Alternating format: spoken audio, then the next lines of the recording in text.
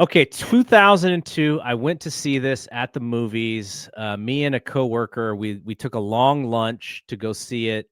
Uh, 2002, The Scorpion King, his first lead role, which I remember. I've only seen this once when I went to the theater. Had to support my guy.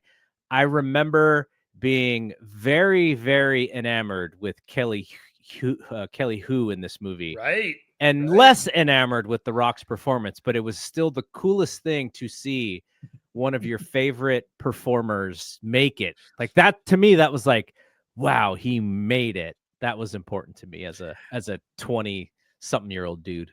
Scorpion King is what I like to call Conan in Egypt with the serial numbers filed off. All right. Now we kind of get cooking here. All right, we got Walking Tall and a couple of those others. Okay, no, before Walking Tall, The Rundown. Have you ever seen The Rundown? I think I remember it. Yes. Who's in it? So The Rundown features Sean William Scott, Christopher Walken, Rosario Dawson. Yes. I think there's a short, like I think Schwarzenegger is in it for like a second.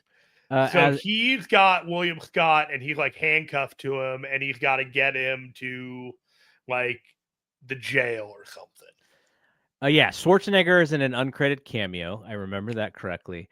Ernie Reyes Jr. is in the famous fight scene. If you've seen this movie, you'll remember the fight scene. Ernie Reyes Jr. is in that scene. I can give you a quick story about this movie. So this kind of relates to our friend Dave Meltzer. So my buddy Ed worked at the Gold's Gym that Dave would go to, and Dave's buddy had gone to. And so Dave's buddy and my friend, they would always talk about wrestling whenever they would come to the gym.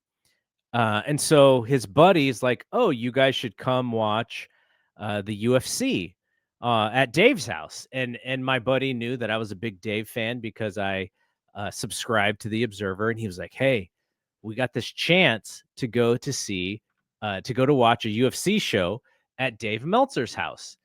And I was like, wow, that's pretty amazing. And so the card, and I just looked at it to make sure, the card is UFC 44, Randy Couture against Tito Ortiz. Wow. And so I'm like, oh my gosh, like this is amazing. And then I remember that my ex-wife and I had bought tickets to see The Rundown. And so I'm like, you know, you're married, you got to go with your wife. Like you can't cancel on your wife. And so my thought process was, okay, it's not going to happen this time, but at some point I will run into Dave. We live in the same city.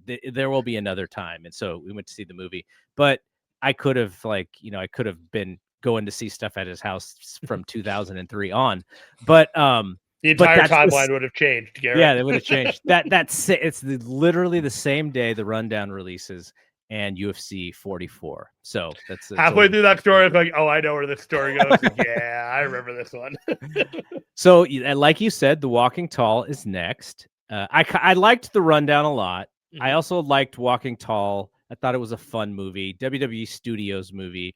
Walking Tall, the story has taken on a little bit of a different tone. The Buford guy is not quite the shining moral beacon that we thought he was. Yeah, do some research on Buford Pusser.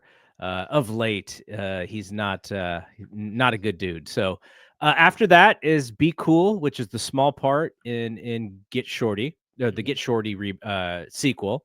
And then after that is Doom. Now I wanted to ask you about this because I never saw this. Did you see Doom? I've seen clips of it, and I believe the twist in this film is that Rock ends up being like the main bad guy. And so the entire story is predicated on, the Rock being the guy throughout the whole thing. And then all of a sudden, he's the bad guy. Now, the early story of these movies, so because the Scorpion King, which is IP based on The Mummy, because the Scorpion King outkicks its coverage, they're immediately putting him in movies, that have decent budget sizes. Like The Rundown has a budget of around 85 million. So for a guy who's in his second ever lead in a movie. That's a pretty big deal. Now, it doesn't the box office doesn't actually get to 85. And then in Walking Tall, budget of 46 million, and they barely beat it there. So they're investing in this guy that they believe that he could be, a big player in the box office. Then you get to Doom, and $60 to $70 million budget, box office is 58. I think at this point they're kind of realizing, like, okay, maybe he's not ready to do this, and we need to scale this stuff down a little bit. To be fair, Doom looked really dumb when it did. It did. Like, there was the video game market for movies hadn't quite blown up. There had been attempts in the past, like they did an all CGI animation version of like Final Fantasy, and they did Doom, and they did a couple of these others, and it never quite took. And they thought the formula putting The Rock in with the computer game IP was going to be a formula, and it was, yes, but you have to have some authenticity to the source material. Otherwise, it'll get rejected by the fandom. So then he does a small movie called Southland Tales, which I have also not seen. Sean William Scott, Sarah Michelle Gellar, Christopher Lambert, Nora Dunn. There's lots of people who you would know in this movie. It's one of those like short story movies where it's like several different vignettes and they all kind of interact and all kind of like almost like LA Confidential, Pulp Fiction, kind of the stories like intertwined kind of thing. I remember seeing it. It's fine. He's not in it enough where it's like you can get a determination that he's like the guy, Next is the Gridiron Gang, and at this point, he's taking a little bit of a turn to play a softer character, or taking softer roles from the perspective of, like, not only just like R-rated action films. Like this is I would not consider Gridiron Gang like a family movie, but I do remember taking my kids to see it who were only like 6 and 7 at this point. And there was some stuff where I was like, okay, maybe I shouldn't take these little kids to see this movie. But I do remember liking it. It's about football. It's about being a football coach, all of those things. And so then we go to a different version of his career here. The Game Plan. Have you ever seen The Game Plan? Is this the one where he starts like acting against young kids? Madison Pettis, who is Madison Pettis is now like in her mid-20s. This is ridiculous. She's dude. Yeah. She's the child star in this movie. Kira Sedgwick and Morris Chestnut and Rosalind Sanchez. I used to love Rosalind Sanchez. They're all in this movie as well, but it's a Disney film. $22 million budget, and it's a home run, $150 million at the box office. So now we're sort of changing the career here a little bit. This is one of those he's playing against type, like all of a sudden he's like the non-threatening in the family film rather than, take me serious. I'm doing serious roles and please take me serious. Yes. So now he's in Get Smart with Steve Carell and Anne Hathaway. This movie actually is a giant success as well. You ever see it? I remember seeing it when it came out. And the reason why I saw it was because I knew Dwayne was in it. And I think he plays maybe third from the top, but he's not the main part of this movie. No, but he's consequential. It's one of those again where like you think he's playing type, and then all of a sudden he's playing against type. Goes back to the Disney well with Race to Witch Mountain. Sorry. It's not as successful, though it does make money. And this is another kind of, leaning a little bit more towards a younger crowd kind of films. This was the blueprint, though. Like for all the roles that he did afterwards, the disaster movies, Hobbs, and all that was this like leading man in an action film. Even though it was a Disney action film, like this was the first one of those. Then he does voice role of an animated movie called Planet 51. He does then he does a movie where people think, okay, dude, you've gone a little bit too far. The movie is called Tooth Fairy. I definitely took my kids to see this one. It was perfect for their ages, 10 and 11 years old. But this movie is really silly. Mhm. It does, makes 112 million at the box office, so, decently successful, but this is one of those that I'm sure when he looks back on his career, yeah, maybe I leaned a little bit too much into the silliness of roles like this. I think it probably hurt his serious career a little bit. He's got an uncredited cameo in Why Did I Get Married 2, which I believe stars Janet Jackson as a Tyler Perry movie. I never saw that. And then we have The Other Guys, which my kid loves this movie. Rock is not one of the main stars in this movie. I think he has like one scene with like Samuel L. Jackson or something. But my kid loved this movie. Will Ferrell, Mark Wahlberg, and so it's kind of cool. This is a nice little, like kind of like a networking thing where Dwayne's not in it that long, but he's actually in it with real movie stars. So it kind of raises and elevates him a little bit. Yeah. It felt like he was cool by association as a result of being in this film. You know what I mean? Like it just kind of, yeah, like Dwayne's in this as well. He's got his scene, and then all of a sudden, didn't feel like they're turning around for the guy. Yeah, he's kind of starting to do some movies that only the biggest rock fans would really remember. 2010's Faster, which I barely remember, but I know that I saw it when it came out. Also, this is where he kind of leans into the Fast and Furious franchise. Fast 5 is in 2011. Fast 5 does $626 million. Again, the mere fact that he's associated with this franchise, with Vin Diesel, with Paul Walker, this is really big for his career because it levels him up in the eyes of movie watchers. Yeah, when the Vin Diesel kind of face to face happened, it felt like if you didn't think The Rock was a big deal before, it felt like he was a big deal now. Like it just kind of the energy in the room just kind of shifted, and it just felt like, oh, we got two alphas in the room. Who's gonna be the top dog? All right, then he does Snitch, which I also remember seeing, but I really don't remember what it's about. And now this is where I need your take because I remember watching this movie, but I don't remember if it was good, if it was bad. G.I. Joe Retaliation. Oh my God, it's a terrible movie, but it's so awesome. That's the second one, right? Let's see. Is it? I can't actually don't I see believe it is. The movie is completely off the rails. Like I think Bruce Willis is in it, Channing Tatum is in it. Yes. And like half the cast dies right out the gate.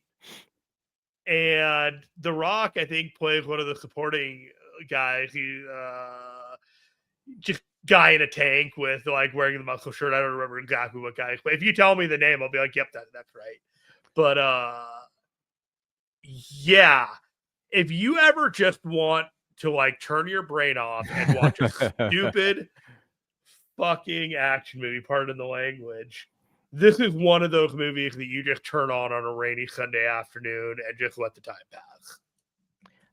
Adrian Palicki, who is my Friday Night Lights queen, was in this movie, so that was also another reason for me to check it out. And then one of the weirder movies that he's ever done, Pain and Gain from 2013, Mark Wahlberg, Dwayne Johnson, Anthony Mackie.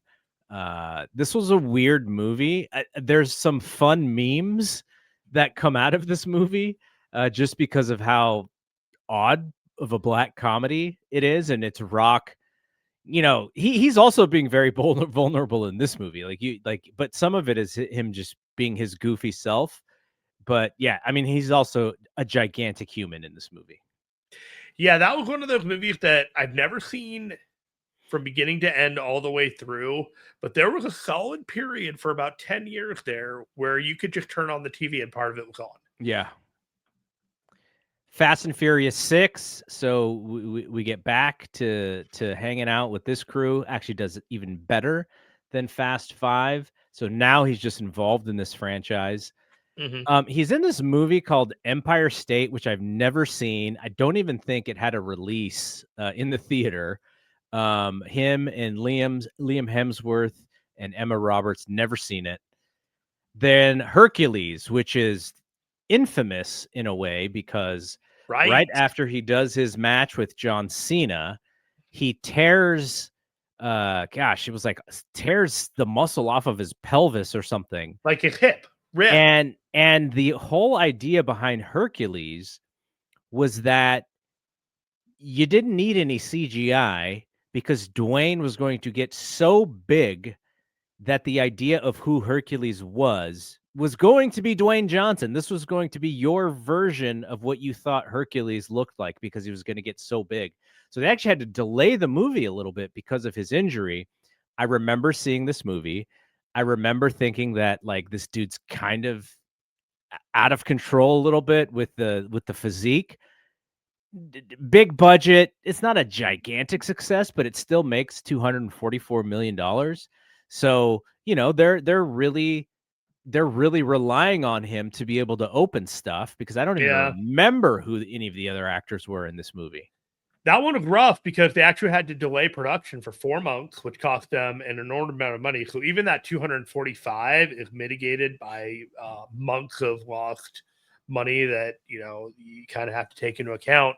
And it also changed how The Rock would wrestle going forward because he couldn't commit to these matches on predication of getting injured and then costing the studio time and money. So everything changed after that.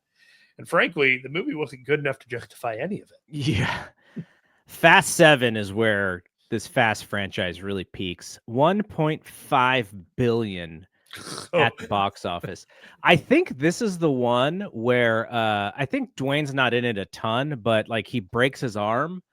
And then when they need him and he's got this broken arm and he's got the plaster cast, it's amazing. He just like straightens out the arm and the cast explodes. I think that's that one. He flexes his arm and he rams it against the wall and he says, "Time to go to work," or something like that.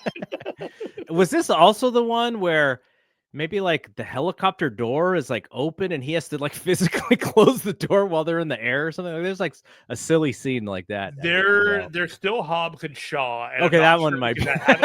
I haven't seen that one. But that's on that list of like one day I'm gonna just get messed up and just watch a movie. San Andreas, about the earthquake, is after that. This is pretty successful too. It almost makes $500 million. I remember seeing this movie. I give all the credit to Carla Gugino in this movie. She's attractive. Okay, here's one of the funnier scenes, or not funny scenes, but Alexandra Daddario, who has a very famous scene in that HBO show True Crime that I think everybody knows what I'm talking about if they are a dude. She plays his daughter in this movie.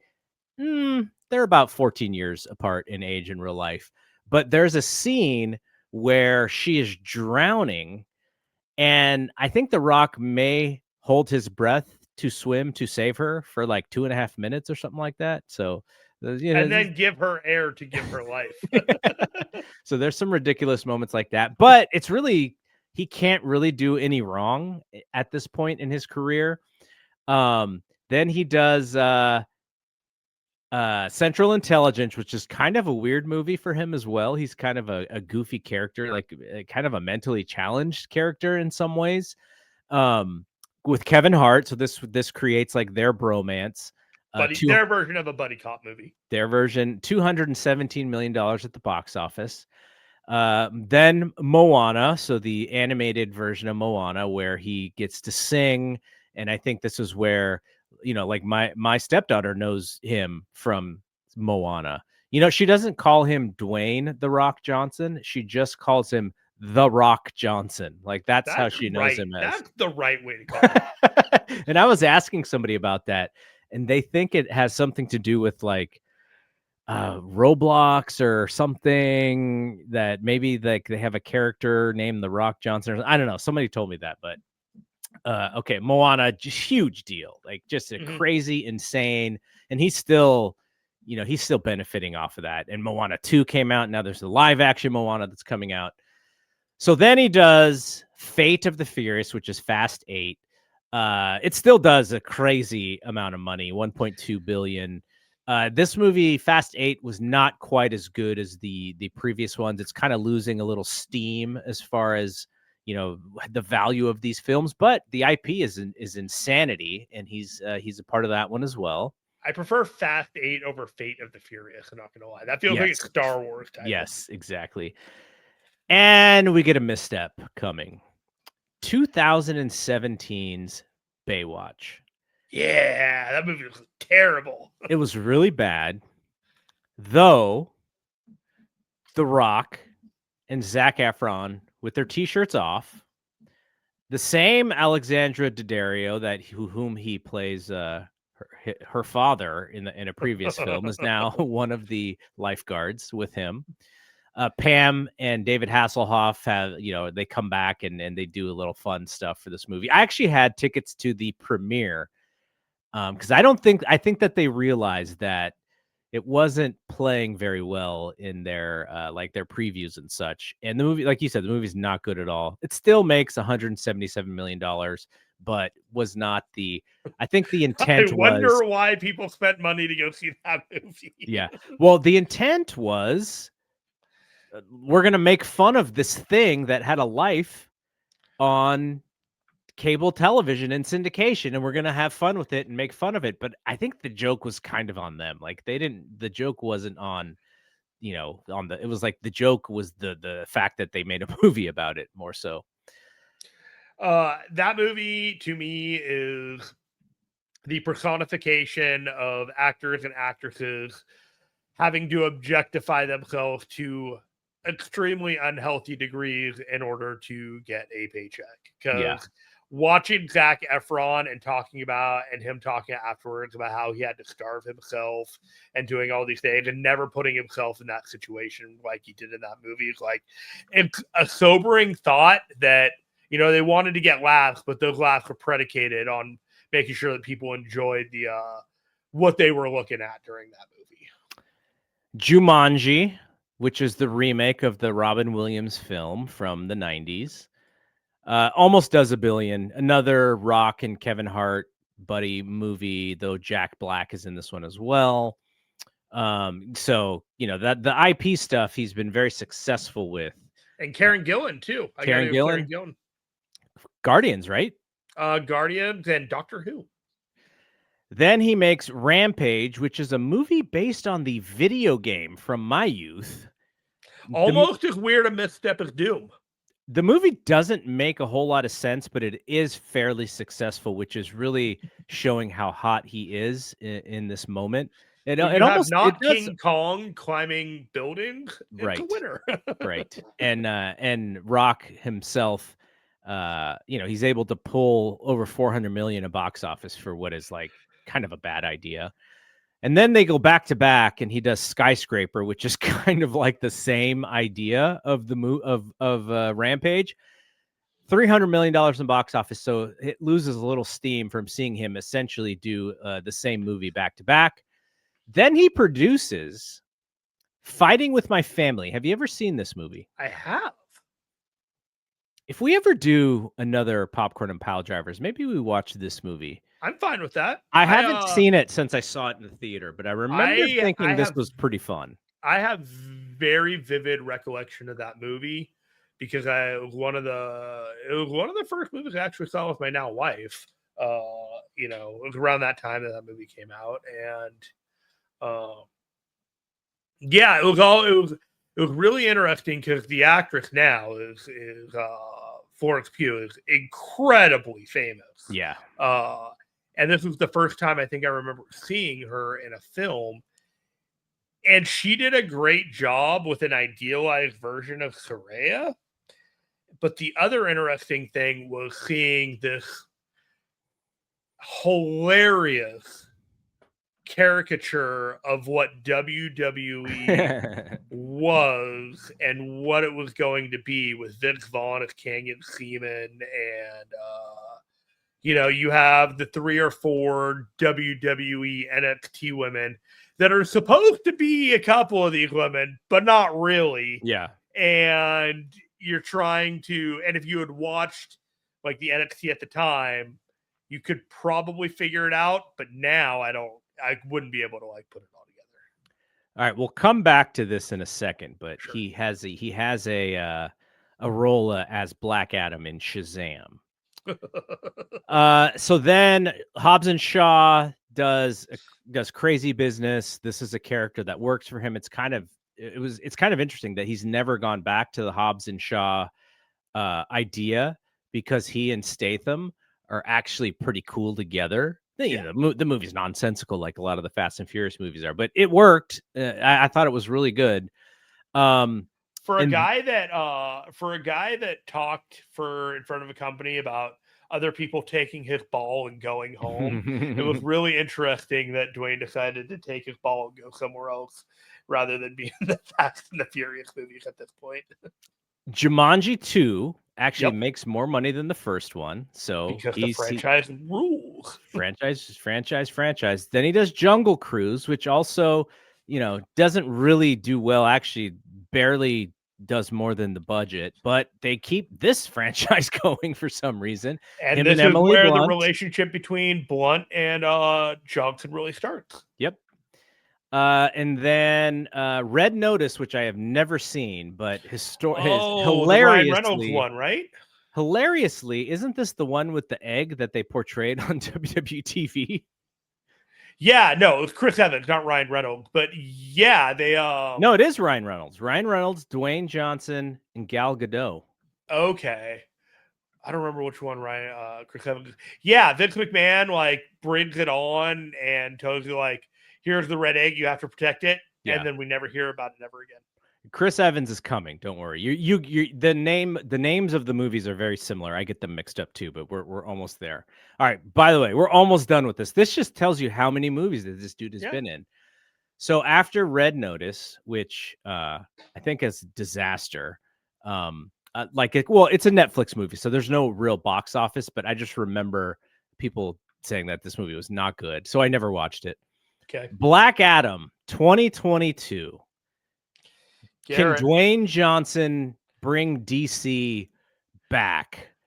And the movie actually does more box office than I remembered, but the budget was out of control at the same time. And this movie, maybe more than any movie that he's done, tanks his reputation. Garrett, I'm a massive comic book fan. You can see in the background that there are several hints purporting to what I believe is what an appreciation to the craft. I still haven't seen this movie, and I have no plans of doing so because I think it'll just make me angry. Yeah. Because there are characters in that movie that I really love, like Dr. Fate and Hawkman. And from everything that I've heard and seen of that movie, including other people's descriptions of it, I'm doing myself no favors, and I'm doing no favors to anyone else by imparting harsh opinions about a movie that I'm not going to want to see. This was a very bad misstep by Dwayne "The Rock" Johnson to try and take over DC Studios and impart his will upon the entirety of the comic book franchise. And it did not go well for him with Peter Safran or any of the other people that were in charge of DC at the time. Fast 9. Rock is not in Fast 9. He is beefing with Vin Diesel. And so now there's a wonder, what's going on here? How is he persona non grata? Him and Vin are like not homies anymore. And he makes an uncredited cameo in Fast 10, kind of at the last minute from what I remember. Mm-hmm. And it was almost like a way to go, okay, here's a teaser for the final Fast 10, I think is actually technically Fast 10 Part 1 and Fast 10 Part 2. But the movie's still not made. They still haven't done anything with it. So we'll see if it even happens. But I think it was kind of a last minute thing to get him to film a mid-credit scene so that they kind of tease that, don't worry, he'll be back in the next movie. And who replaces Rock, by the way, in Fast 9? None other than John Cena. John Cena plays Vin Diesel's brother in the movie. That's right. Yeah, it's really funny that Rock came back to the franchise, given that he kind of fell on his face on another Warner Brothers franchise, and he kind of needed his ability to lay golden eggs was coming into doubt. So he kind of needed to, come a little softer and participate with the franchise and play ball. And so far, like, they're talking that the movie is going to have, if they're going to make another Fast movie, the final one, they're going to have to cut $50 million off this budget just to consider making it. So really the chances of us seeing a wrap up to the Furious franchise is a little dicey. I think the Fast 10 budget was like over 450 million. We can't do that. Like, it's too indulgent. Yeah. Like, the car flew from space. Yeah, exactly. All right, we're almost done here. I promise. Red One is the movie you were thinking. There of, you go. Chris Evans. Red One, Red Notice. Red One is like Amazon's most successful movie that they've ever put on the service, I think. It has a Christmas theme to it. It actually did make some money in the box office, but that wasn't really why they made the movie. I think certain people involved kind of wanted it to go to the box office, Rock included, so they kind of put it out there for a couple weeks, and then it's really just an Amazon Prime movie. But that was one you were thinking of. And then Moana 2 does $1 billion. We have The Smashing Machine, which is his only film for 2025. And then in 2026, the only one that is on the docket so far as done, or just about done, is the live action version of Moana, where he has to play the live action version of the Maui character from the Moana animated series. So you can imagine. I don't know if he's going to be able to really get to the heart of that character. We'll see.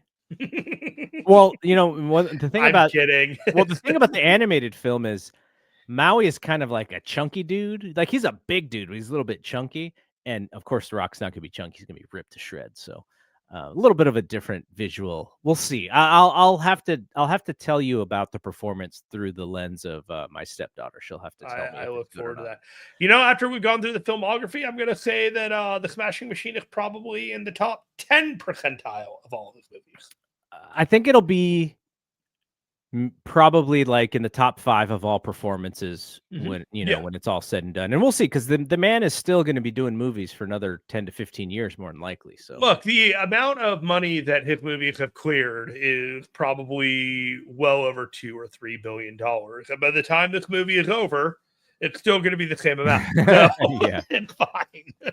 Yeah. It's a rough one from the business aspect, because we know how much of this is a business to him, and the idea of being able to open movies and the idea of being able to bring more people to the dance than people originally thought. That is part of what he believes that his role is. So this is probably going to be a little hurtful for him, but at the same time, I think he should really wear this one as this was a chance. It wasn't safe.